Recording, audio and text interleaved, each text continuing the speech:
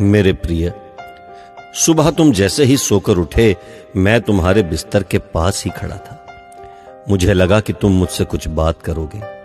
तुम कल या पिछले हफ्ते हुई किसी बात या घटना के लिए मुझे धन्यवाद कहोगे, लेकिन तुम फटाफट चाय पीकर तैयार होने चले गए और मेरी तरफ देखा भी नहीं।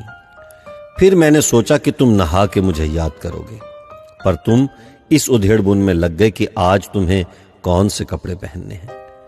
फिर जब तुमने ऑफिस जाने के लिए ट्रेन पकड़ी तो मैं समझा कि इस खाली समय का उपयोग तुम मुझसे बातचीत करने में करोगे, पर तुमने थोड़ी देर पेपर पढ़ा और फिर खेलने लग गए अपने मोबाइल से, और मैं खड़ा का खड़ा ही रह गया।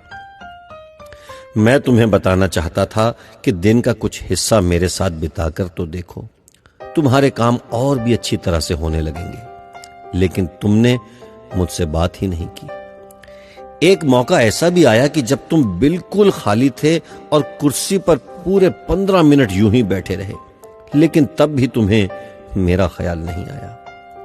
दोपहर के खाने के वक्त जब तुम इधर उधर देख रहे थे तो भी मुझे लगा कि खाना खाने से पहले तुम एक पल के लिए मेरे बारे में सोचोगे, लेकिन यह भी नहीं हुआ। दिन का भी काफी समय बचा था। मुझे लगा कि शायद इस बचे समय में हमारी कुछ बातचीत हो जाएगी, लेकिन घर पहुंचने के बाद तुम रोजमर्रा के कामों में व्यस्त हो गए, और जब वो काम निबट गए तो तुमने टीवी खोल लिया और घंटों तक टीवी देखते रहे। देर रात थक कर तुम बिस्तर पर सो गए। मेरा बड़ा मन था कि मैं भी तुम्हारी दिनचर्या का हिस्सा बनूं, कुछ वक्त तुम्हारे साथ बिताऊं, तुम्हारी कुछ सुनूं, तुम्हें कुछ सुनाऊं, कुछ मार्गदर्शन करूं तुम्हारा, ताकि तुम्हें समझ आए कि तुम किस लिए इस धरती पर आए हो और किन कामों में उलझ गए हो। लेकिन तुम्हें समय ही नहीं मिला और मैं मन मार कर ही रह गया। मैं तुमसे बहुत प्यार करता हूं, हर रोज इस बात का इंतजार करता हूं कि तुम मेरा ध्यान करोगे और अपनी छोटी छोटी खुशियों के लिए मेरा शुक्रिया करोगे। पर तुम तभी आते हो जब तुम्हें कुछ चाहिए होता है। तुम जल्दी में आते हो और अपनी मांगे मेरे आगे रखकर चले जाते हो।